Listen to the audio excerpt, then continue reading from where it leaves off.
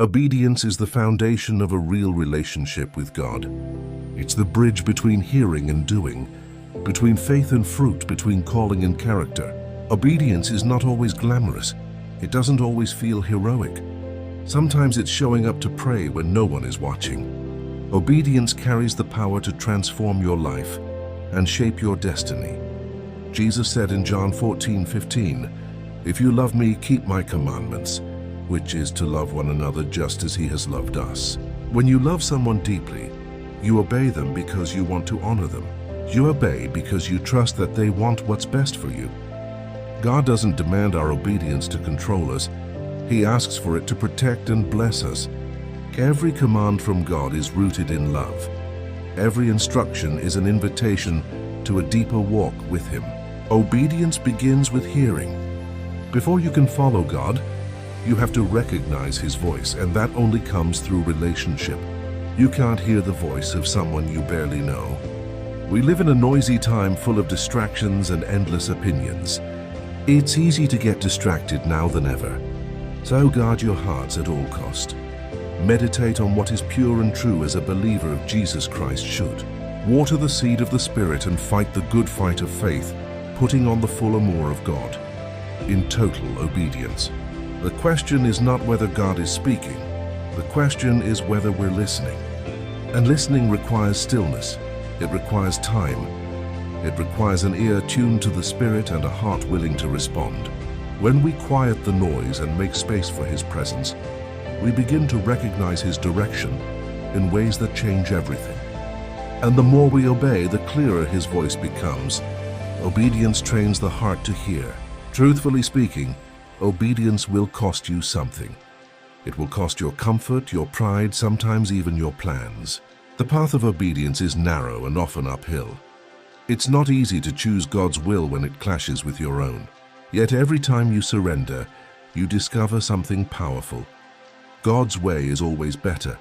Maybe not easier, maybe not quicker, but always better. Because obedience is the soil where peace grows. It's the space where blessings begin to unfold. God doesn't want robotic compliance. He wants willing hearts. Hearts that say, "Lord, not my will, but yours be done."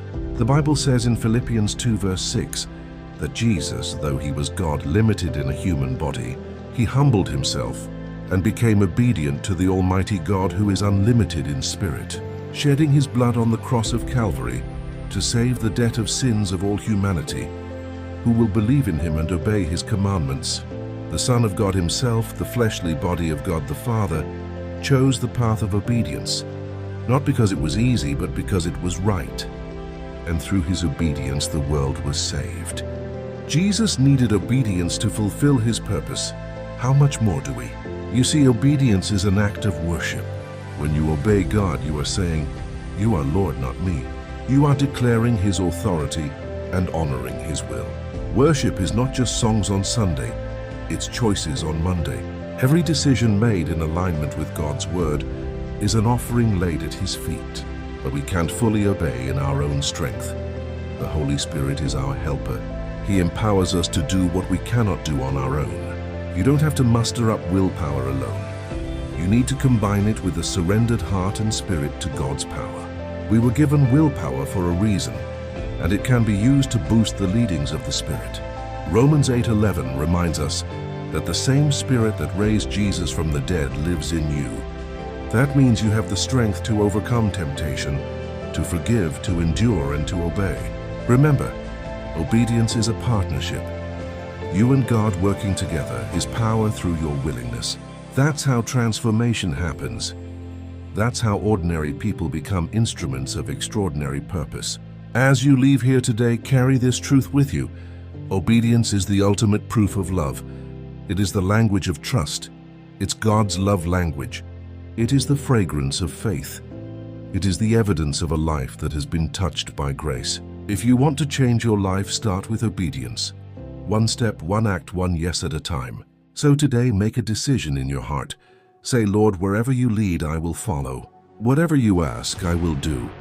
Even when I don't understand, I will trust you." Because obedience is about who leads you. And when God leads, you can never be lost. You might walk through the valleys of shadows of death for a season, but the Lord is with you, fear not. Sometimes to get to the promised land, you need to pass through the Red Sea and spend some season in the wilderness also. So be patient. Let's pray. Father, thank you for speaking to our hearts today. Teach us to listen and to respond with trust. Give us the courage to obey, even when it's hard. Forgive us for the times we've resisted your will. Fill us with your Spirit, that we may walk faithfully in every area of our lives. Let our obedience bring glory to your name and impact those around us. In Jesus' name, amen.